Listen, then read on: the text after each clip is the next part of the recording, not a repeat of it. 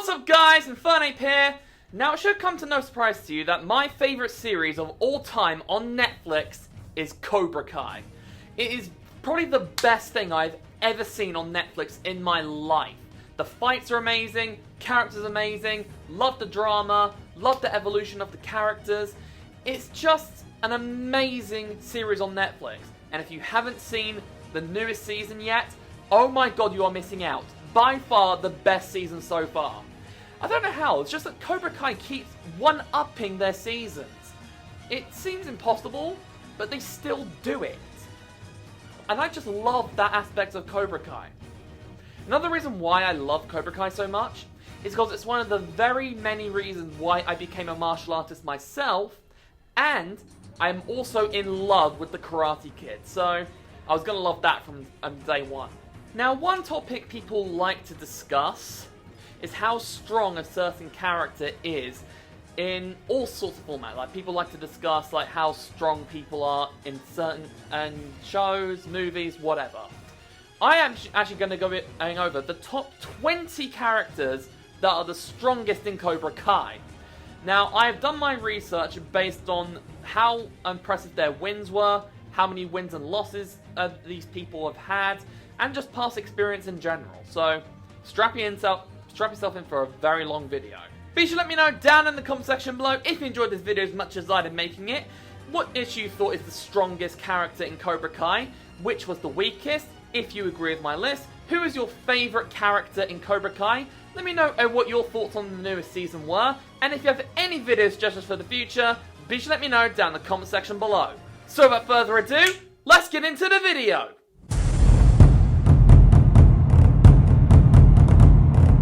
At number 20, we have Sean Payne. Now, this guy is a tricky one to place, because he is strong, but his most impressive feat was beating the shit out of Robbie, and then Robbie kicked his ass. And it's hard to place him, so I just decided to put him at the bottom.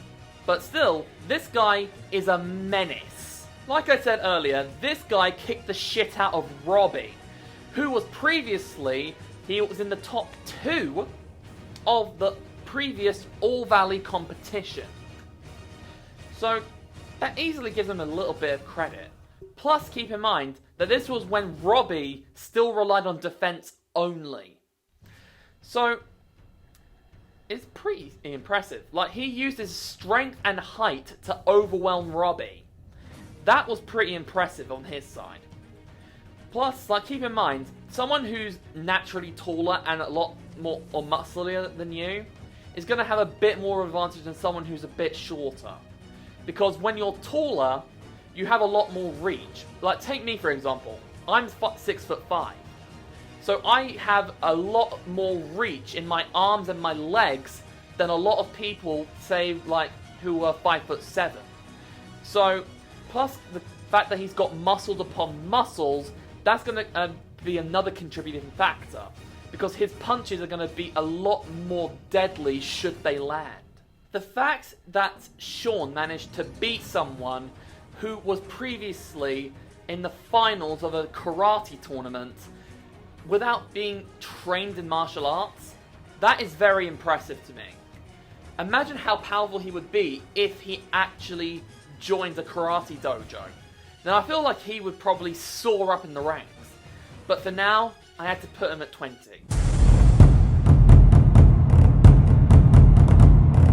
At number 19, we have Crease. Now, Crease is also a bit of a difficult character to place, because as far as we know on screen, he made it further in the All Valley tournament than his friend Mitch, aka Penis Breath. And also, he's kicked Penis Breath's ass twice. So I guess that makes him a little bit stronger than him. But Crease isn't the most impressive fighter in the world. Don't get me wrong though, he has had his moments to shine. Like, he managed to kick Mitch's ass by getting like some sort of calculus book, I think it was, and hit him with the corner of the book. Now, keep in mind, a calculus book is quite thick. So imagine the corner of the book that is going to be quite sharp, and plus the fact that the book is quite thick and quite heavy, he used his entire body weight to smack it right into Mitch. Right in the face and maybe in the eye, I guess. And he pretty much knocked him out. Like, he could turn... That means he could probably turn anything nearby into a deadly weapon. That is impressive. Plus, like I said earlier, as far as we know on screen, Chris made it a little bit further than Mitch in the latest All-Valley tournament, where he lost to Kyler. But all because, you know, Kyler knew what was coming because he was training in Miyagi-Do to beat Miyagi-Do. So, I definitely feel like that Chris is good, but definitely could be better. Like, if he trained a little bit more, I feel like he could probably soar up in the ranks easily. At number 18, we have Aisha. Now, I definitely feel like Aisha is a very worthy candidate on this list. Like, in the first time in the All-Valley, she made it into the top 8 on her very first go. That is impressive. Plus, she was the second member of Cobra Kai when it first opened, back in the first season. And I definitely feel like she is a very strong character. Definitely a bit underrated, if you ask me. But that's up for debate. Like I said, she made it into the top 8 on her very first All-Valley competition. And the only reason she lost was because of Xander Stone's acrobatic abilities. And keep in mind that Xander Stone was the previous champion of the All-Valley.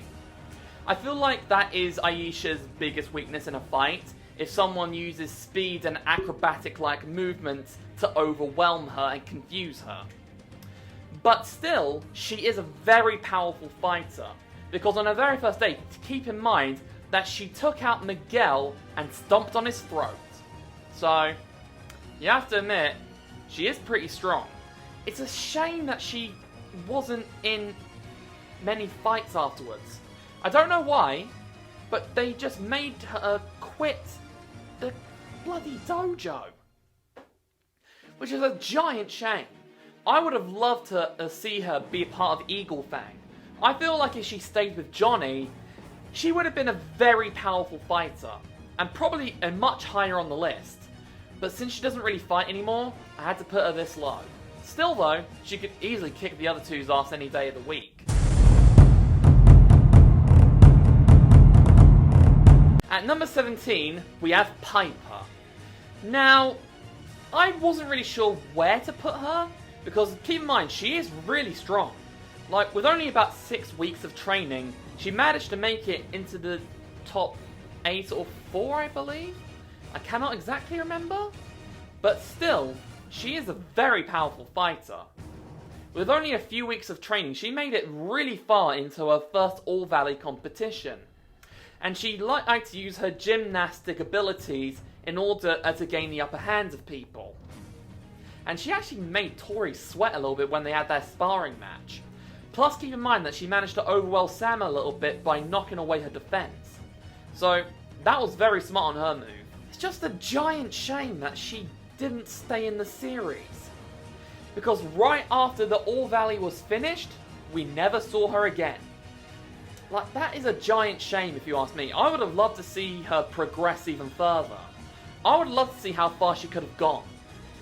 Like, she was very tactical, and she was a brilliant fighter, using gymnastic abilities with fighting, and using her brain in order to outwit her opponents. Very smart. Plus, like I said, landing a point on Sam and managed to make Tori sweat a little bit is no easy feat. So, I definitely feel like she's worthy of being spoken of on this list. At number 16, we have Devon. Now, you may be a bit confused why Devon is here. Well, I decided to put Devon above a Piper due to the fact that Devon stayed on karate and Piper went straight out the front door. So the fact that she stayed might be in that she's a little bit stronger. Like, I feel like she could be a little bit stronger than Piper due to the fact that she stayed. due to the fact that she has more experience now, in fighting at least. So, I feel like putting Devon here makes sense to me. Devon is a very powerful fighter. With only 6 weeks of training, she made it very far in the All Valley. And she only lost because, again, the judge was bribed. I feel like even then, she's a little bit weaker than Tori. But still, she's a very strong fighter. Like, she definitely has what it takes to be a champion. Even, and, I can't remember her name now. Kim Da-un, I think that's her name? Even she thinks that she has what it takes to be a champion. So, I feel like that's, like, worthy of praise. Plus, like, she does Eagle Fang, and right after she left Eagle Fang because it closed down, she went straight onto All-Star Karate. And then All-Star Karate got bought by Cobra Kai, and then she did Cobra Kai for a little while. She has multiple martial arts skills under her belt. All different types of karate. So, I feel like she could easily combine all this other karate she knows into one, and she could become a very powerful fighter. Plus, keep in mind in a training exercise that Kim Da-un put under Tori and Devon, she did go toe-to-toe with Tori, but only got overwhelmed because Tori was mentally beaten like a dog. And it was forced to do things that she didn't feel comfortable of doing. She went a bit too far, and that just doesn't class as a victory to me. So, I feel like Devon could become a very powerful fighter, in my own opinion. And she already is quite a powerful fighter due to all of these past experiences. And number 15, we have Kyler. Kyler is just a bully. That's the only way to describe him. He is a bully. He belittles people, he always thinks everyone is inferior to him, and he just likes to put people down at every single opportunity possible. But he is an alright fighter. Kyler beat the crap out of Miguel when he wasn't trained. And keep in mind, he was a wrestler. Like, he knew wrestling. So, bit of a mismatch if you ask me. Then once Miguel knew karate, he beat the shit out of him. That made him want to join Cobra Kai, because I feel like he was kind of tired of getting beaten the crap out of, and also tired of being scared of being beaten the crap out of. So, he then joined Cobra Kai, and he used his wrestling moves to get in there. And once he picked up karate, he became a very powerful fighter. He made it really far into the All Valley, and he did beat out quite a lot of fighters when they went to the LaRusso house.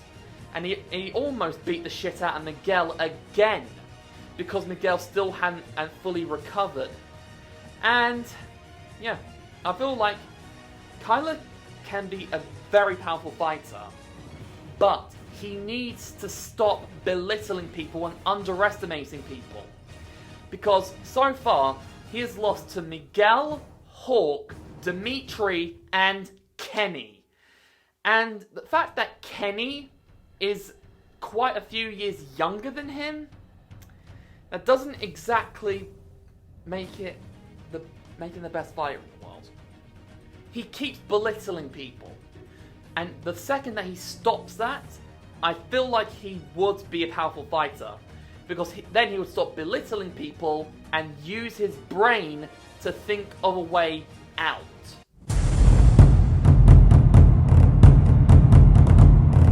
At number 14, we have Kenny. Now, this little guy was very underestimated at first. Like, if I were to estimate how old he is, I don't really know how old you have to be to get into high school. Or at least the youngest you have to be to get into high school. But I'd assume that he's probably around 13, 14, possibly 15. I'm not sure. And he was at first picked on by a lot of people. Then he decided to join Cobra Kai in order to learn how to defend himself. And he still was a bit of a wimp. But then, he let his anger take control, uses his speed to overwhelm people, to run at them, and beat the crap out of them. Even managed to land a solid hit on Kylo when he wasn't looking. And also keep in mind, in the latest season, he beat the shit out of Kylo. So to me, that probably makes Kenny stronger. Kenny's keys to win a fight is pure aggression, rage, and power. Like, keep in mind, in the latest season, he beat the shit out of Hawk. But the only way he did that was to use toxic underhand tactics. Keep in mind that he managed to injure Hawk's leg really, really badly. And then went on to use an attack that could have possibly killed him. So, yeah, I feel like that definitely makes Kenny a so-so character. Because the second he stops using pure rage and gains control of it, he can become a very powerful fighter. But the fact that he lets his anger take control of him, and he uses dirty underhand tactics, that will keep him where he is for a very long time. But still, Kenny is a very strong fighter. He just needs a little bit of more maturity and a bit more improvement.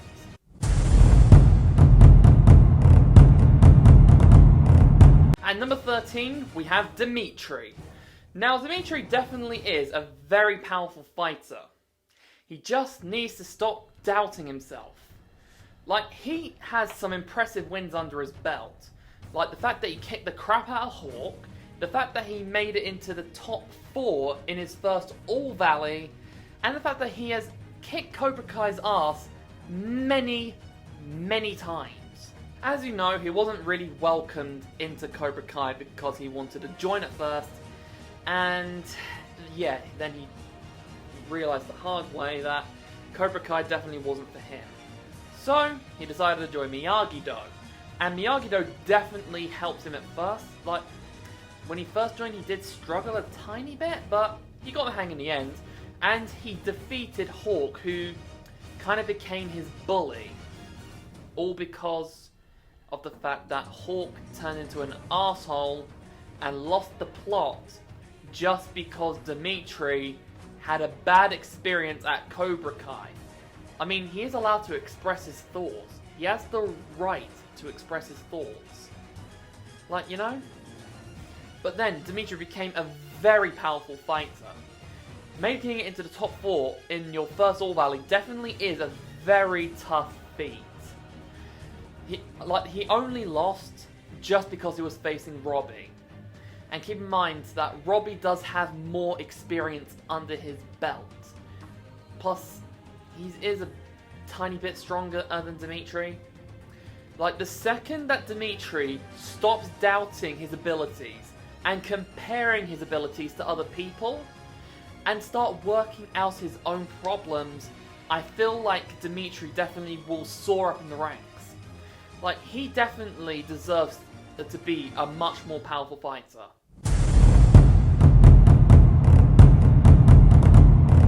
At number 12, we have Xander Stone. Now, this guy definitely doesn't have a lot of screen time. Like, literally, he only appears in one episode, and that's it. Never seen again. But I feel like he can make a return. Like, there is enough room for him to return. Like, I don't see why they wouldn't make him return. Like, he is a very powerful fighter.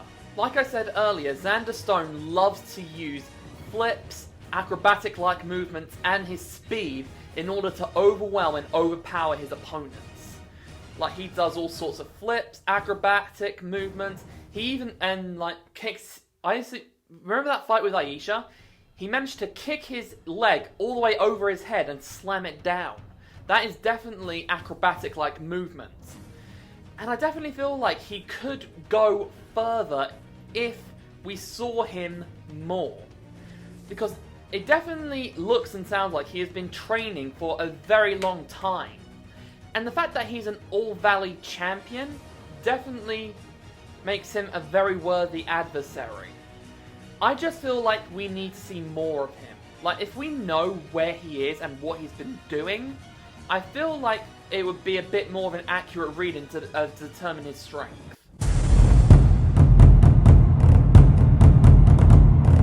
At number 11, we have Tori. Everyone's punching bag.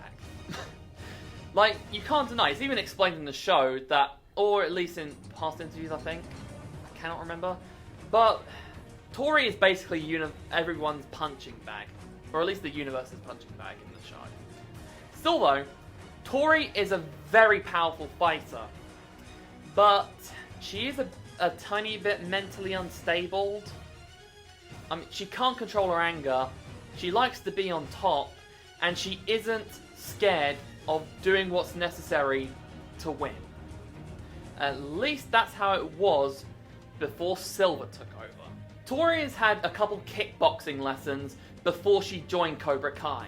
Which, by the way, is exactly the same thing as karate, because they do the same kicks, attacks, and forms, and they do the same belt system, but oh well. And Tori is a very powerful fighter.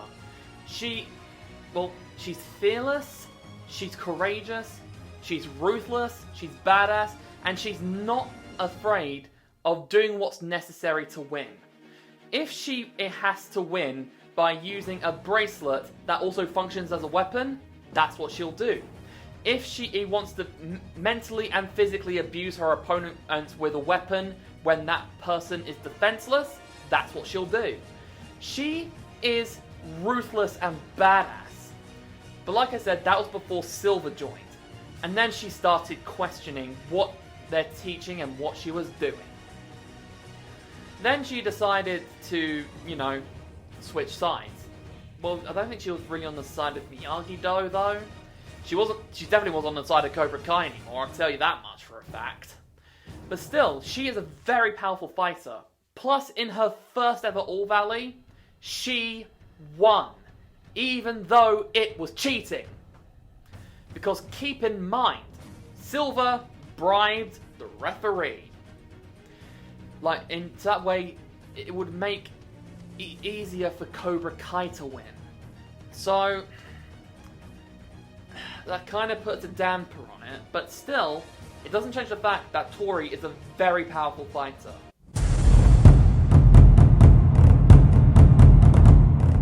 And now it's time for the top 10. At number 10, we have Sam.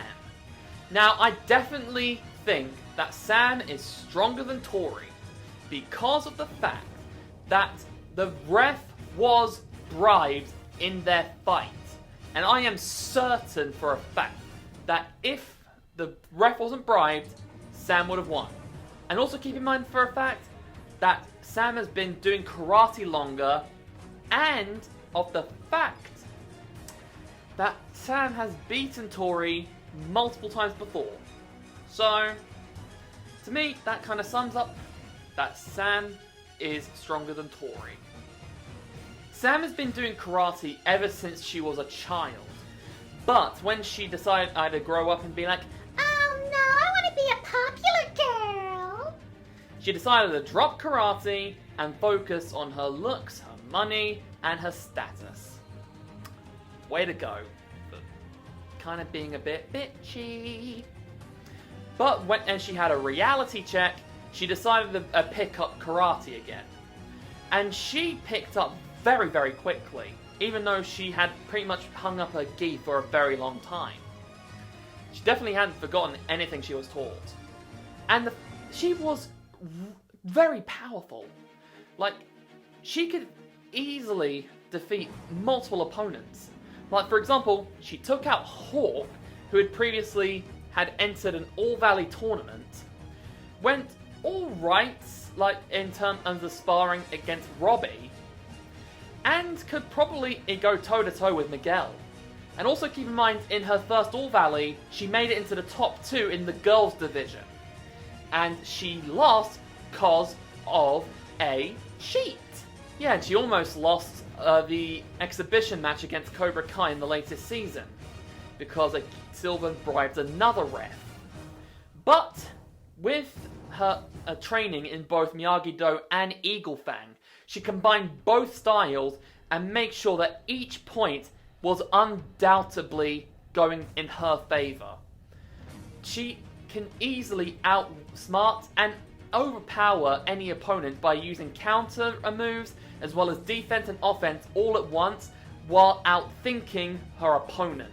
That, to me, is a very powerful fighter.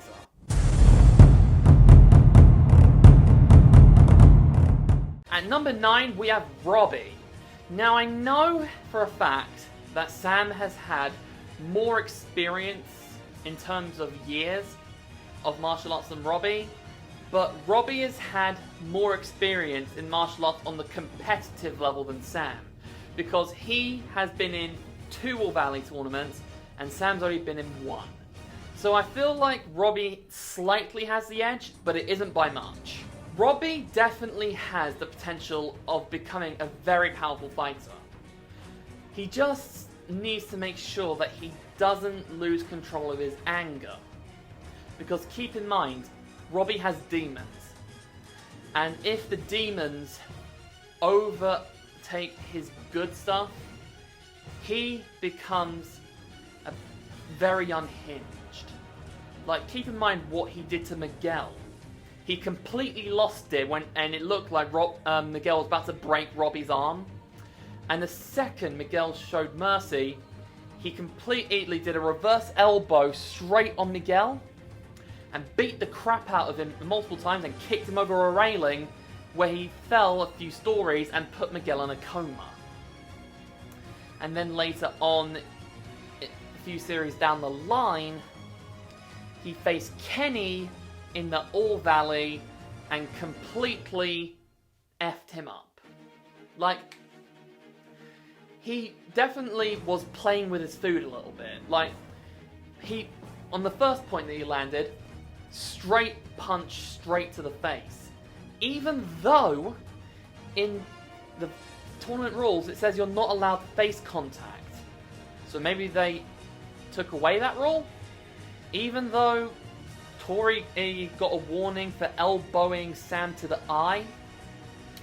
I don't know. The tournament rules in the 51st All Valley tournament was a very odd. I must admit. Yeah, so in the first round, he did a straight 8 punch right in the face. And when Robbie was 2 points up, he was completely playing with Kenny until finally he took him seriously. Kenny to lure. He lured in Kenny and did a kick right in his face. Like, he was completely unhinged and off the rails. So he definitely needs to be more balanced in order for people not to get hurt. Because that is what gets Robbie in trouble. Still though, Robbie is a very powerful fighter. Just needs to learn how to control his demons, so that way he can find some balance in his life.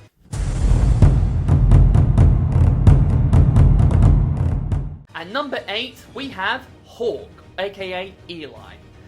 Now, he is definitely a very strong fighter.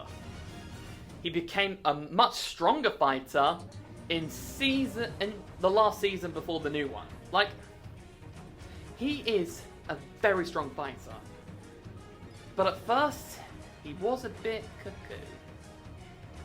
Like, I placed Hawk above Robbie due to the fact that Hawk has had more martial art experience than Robbie has. Yes, Robbie has kicked his ass twice, but Hawk managed to beat Robbie in the All Valley tournament. I mean, you could argue the fact that Robbie was distracted by Kenny, but that's still no excuse. You can't allow yourself to get distracted. Hawk wanted to be like Miguel and he saw Miguel beat the crap out of Kyla.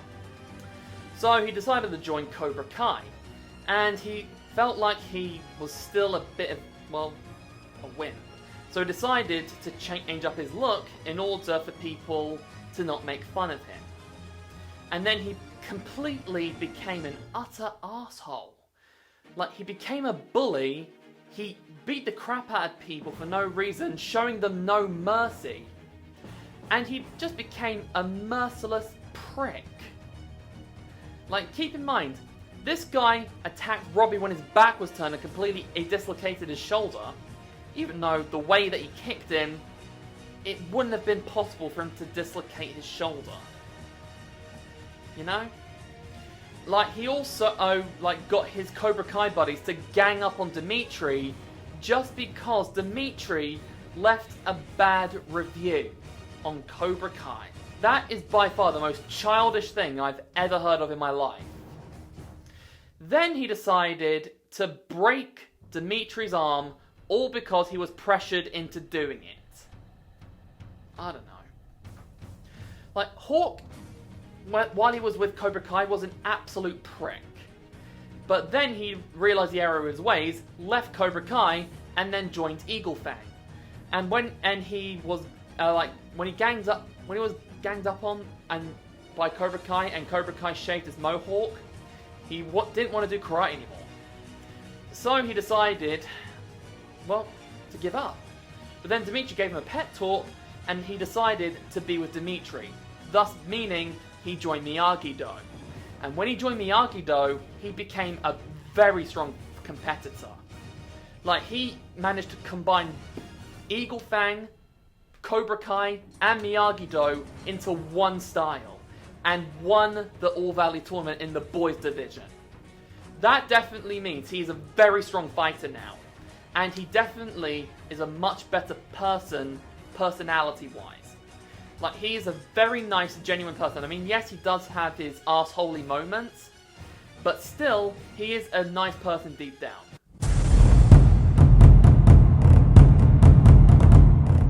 At number 7, we have Miguel. Now, I'm sure a lot of you are going to be saying that Hawk is stronger than Miguel, just because Hawk won the 51st All Valley. But keep in mind, Miguel has never lost an official fight. And also, Miguel has had more experience than Hawk has. And also, he didn't lose to Hawk. He only left the match with Hawk because he didn't feel like he was fighting for him anymore. He felt like he was being pressured into doing it just so Eagle Fang didn't get shut down.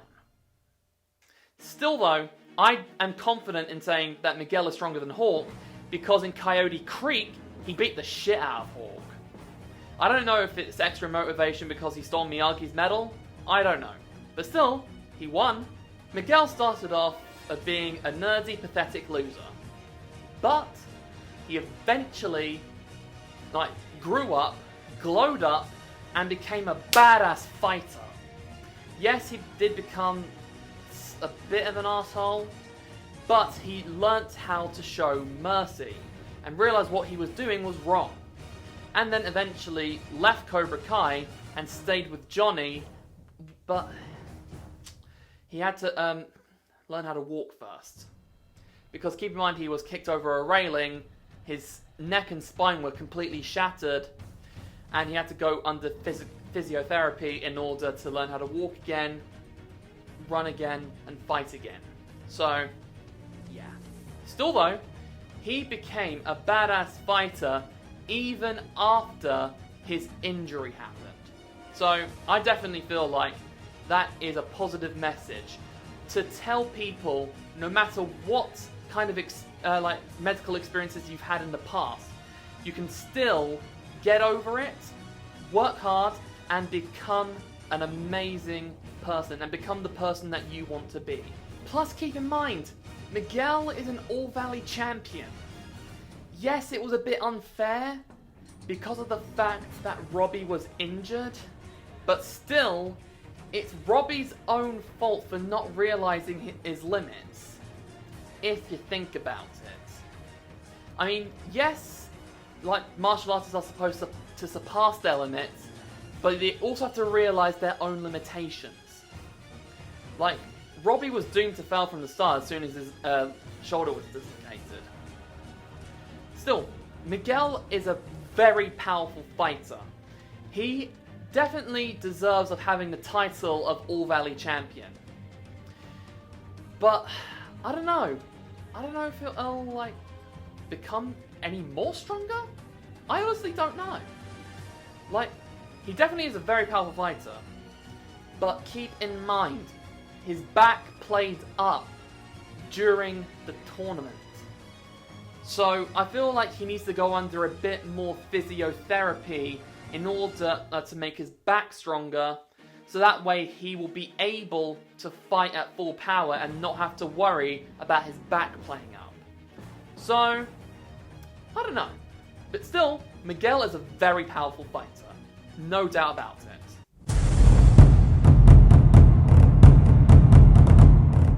At number 6, we have Johnny Lawrence. Now, you can't deny, Johnny is a very powerful fighter. Like, he is a 2-time All-Valley champion. Like, that kind of makes him very, very strong. Like, tell me otherwise. Johnny is an absolute badass as well. Like, the fact that he won 2 times already makes him badass enough. Then, he decided to go for his 3rd All-Valley win. And obviously, he lost. And went into a downward spiral. And hit rock bottom. Then he decided to reopen Cobra Kai because he felt like kids in this generation need Cobra Kai in order to survive in this world. But boy was he wrong. Then he decided that, he decided to teach Cobra Kai in a different way, which ended up failing. Then Crease at the dojo, and Johnny went into another downward spiral in order to open another dojo, Eagle Fang Karate. And despite it being a not truthful name, it's still a very, very funny name. Still though, Johnny is an absolute badass. Keep in mind he's now coexisted with Miyagi-Do. And now they have come up with a brand new style that focuses on simultaneous defense and offense, while also showing mercy. Who knew? Johnny has had some very impressive wins under his belt. He's a 2-time champion. He's beaten, well, at least go even with Crease for a little bit. Like, the first time Johnny and Crease fought, no one really won or lost. He lost against Crease, went even with Daniel LaRusso, and got his ass clapped by Terry Silver. So still, he is a very strong fighter. He just needs to brush up on his skills a tiny bit more. But, hey ho, because keep in mind, he knows defensive skills now. So not only does he believe in very powerful strikes, he knows how to counter them as well. He needs a bit more practice on the defensive side, but think about it. An eagle that punches really fast and can counter them just as fast is a very strong fighter.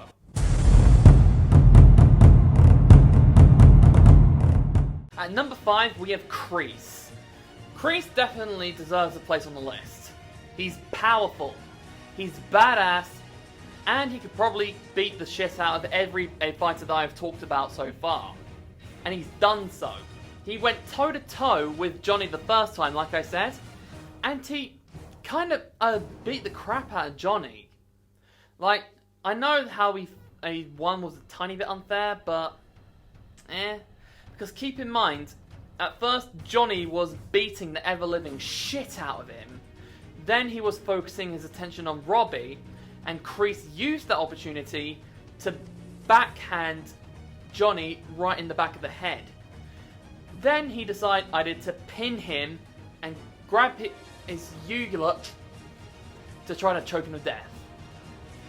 Still, Crease kind of technically won that fight. Still, it doesn't take away the fact that he is a very strong fighter. I don't know where he gets his strength from. Like, I don't know if it's the fact that he is one of the strongest fighters in the martial art that he practices, which is called Tang Soo Do. Like, or if it's the fact that he was a army veteran and became a bit mentally unstable after he had to basically fight in order to survive against his other, like, teammates. Because keep in mind, his team was captured and then they had to fight over a pit of snakes in order to survive. So that was fun. Or if it's just the fact that he is just mentally insane. But that doesn't change the fact that he is a very strong fighter. He's also one of the few people that is the living embodiment of Cobra Kai. Striking first, striking hard, and showing no mercy. Until the 51st All Valley, where he became a bit more lenient towards Robbie and Tori. I don't know if it's due to his old age and he's becoming a bit softer. I don't know. But still, it doesn't change the fact that Crease is a strong fighter. Like, I don't know if he's becoming stronger or weaker in his old age, but still, he definitely hasn't lost his touch.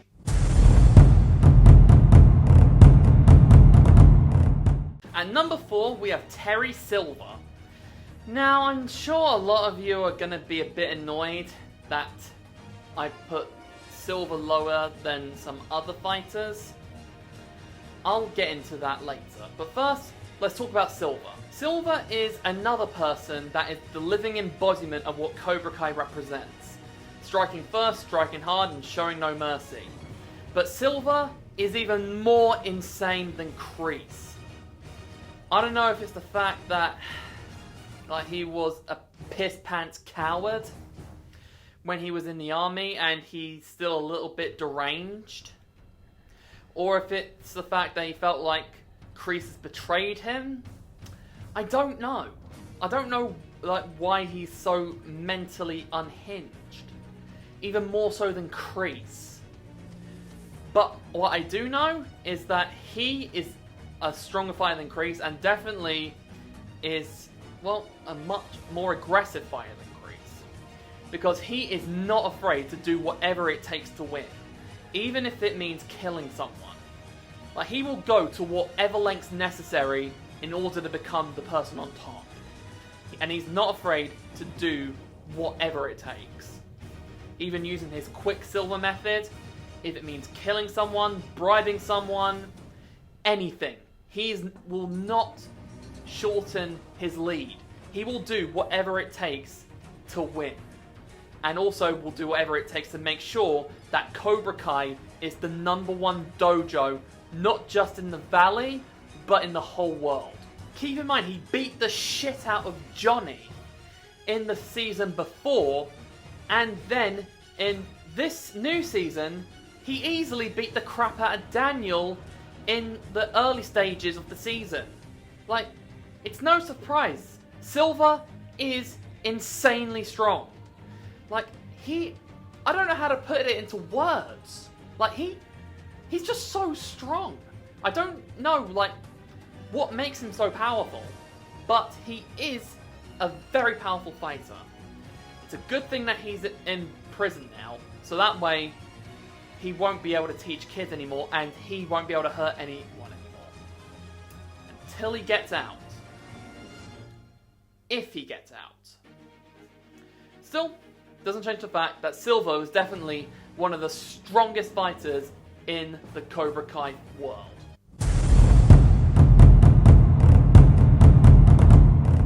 At number 3, we have Daniel LaRusso. Now, I'm sure you're questioning why I put Daniel LaRusso above Silver. Well, keep in mind, yes, Silver beat Daniel, but then in the last episode, Daniel beat Silver. So, I don't know who to put above the other, so I just decided to put Daniel above him because, well, he has won All Valley twice. I'm sure if, Silver participated, he would have won an All Valley, but he also used Silver's Quicksilver method in his own martial arts style, and made it so that it isn't dirty, underhanded tactics, you know? So, I feel like putting Daniel above Silver seems right to me. The OG Karate Kid definitely deserves to be this high on the list. He is a 2-time All Valley champion. At first, he did focus on defense, but he realized is that only defense can only go so far. So he decided to be open-minded and accept Johnny's help, so that way he might be able to overtake Cobra Kai. And for a while it did actually work in Sam's fight against Tori, but she still ended up losing, even though she should have won. But I am confident that their martial art style is only advancing even further. Because, like, keep in mind, they're more familiar with the style now. Like, they only just picked it up briefly in the fight. Now that they've had time to practice it, the style is a lot more advanced now. So I feel like Daniel is fluent in this brand new style. So I feel like he could be a beyond Terry Silver by now. But that's just my personal opinion. Plus, keep in mind that Daniel has access to some of the traditional Miyagi scrolls, meaning he knows techniques that he hasn't taught the students yet. For all we know, he could have a technique that's even more powerful and more advanced than anything that we've seen so far. And also keep in mind, he has very impressive wins under his belt. He's beaten Johnny, he's beaten Crease, and he's beaten Silver. And so many other powerful fighters. So I feel like all of these, plus keep in mind that he knows the numbing technique in order to numb the pressure points to make sure that their enemy is completely useless. I feel like Daniel is definitely worthy of being in the top 3.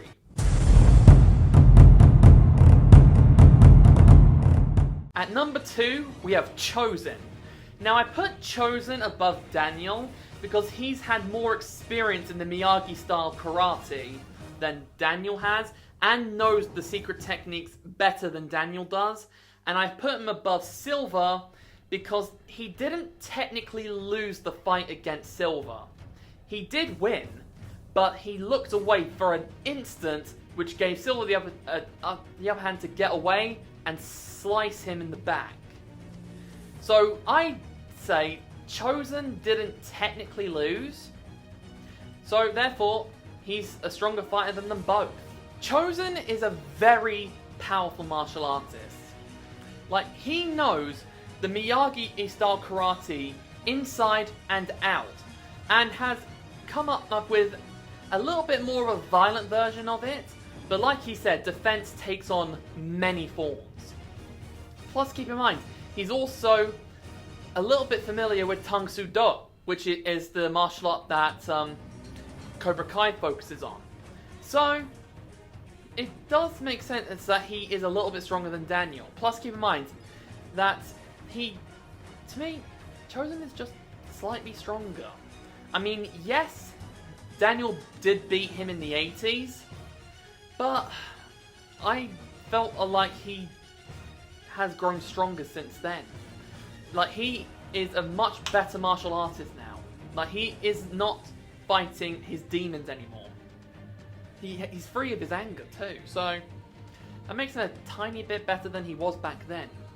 Plus, he knows the Miyagi style inside and out, and he knows the secret techniques of the Miyagi style better than Daniel does. So I feel like that also makes him slightly better than Daniel. But there is one fighter stronger than them all.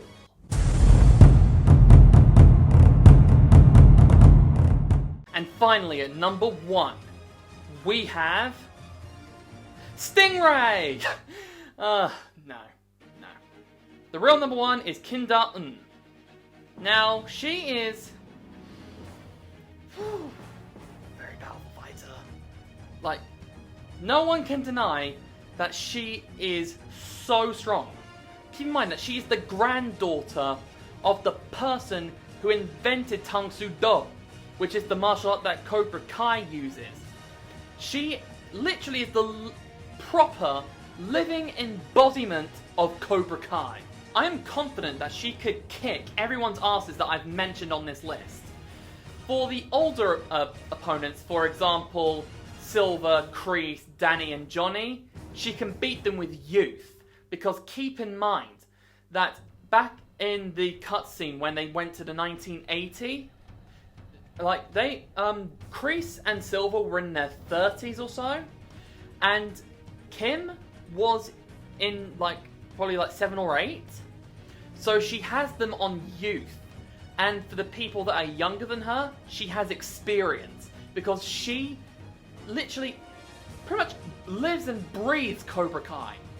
Plus, she trains rigorously every single day. Like, she even mentioned that she hiked a mountain.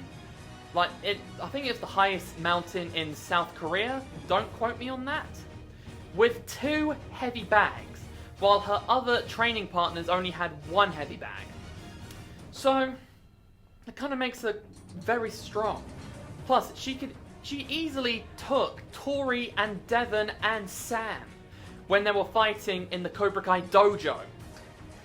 So, to me, that kind of makes her the strongest character in Cobra Kai. Plus, I feel like she's going to be the new antagonist in the new season when it comes out. I know that Cobra Kai's reputation has kind of gone down the toilet now, but that isn't going to stop her. I feel like she could have easily just changed the name. Because keep in mind, she isn't as publicized as Crease and Silver. No one really knows who she is. So she could easily just change the name and keep the same lessons. Plus, Cobra Kai has already entered in this new tournament. So they could easily change the name in time. There's no stopping them. Plus, and also, Kim is now the sole owner of Cobra Kai. Because when Silver hired her, he promised her 50% of ownership of Cobra Kai. And now that Silver's gone, she is the sole owner of Cobra Kai. So that isn't going to stop her. She probably will enter the tournament and probably give it a facelift and keep the same lessons and trick the whole valley into joining her new dojo. So, with all those reasons, I definitely feel like Kim is the strongest martial artist in Cobra Kai. And now that, guys, hope you enjoyed the video as much as I did. Be sure to let me know down in the comment section below if you enjoyed this video as much as I did making it, if you agree with my list, if you would have added any other characters, what do you think of the new season, and if you have any video suggestions for the future, be sure to let me know down in the comment section below. Also, guys, the next video I do is going to be a bit more of a serious video. I'm actually going to be going over the reason why I became a martial artist. But this is going to be a very serious type video. I'll try my best to make it as entertaining as possible, but it's definitely more of a serious video. So, I thought I'd just give you a heads up. Did you enjoy the video as much as I did making it?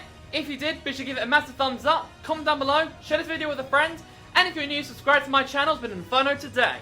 Okay, that's all from me, so until the next time, this is Infernape, signing off. Bye!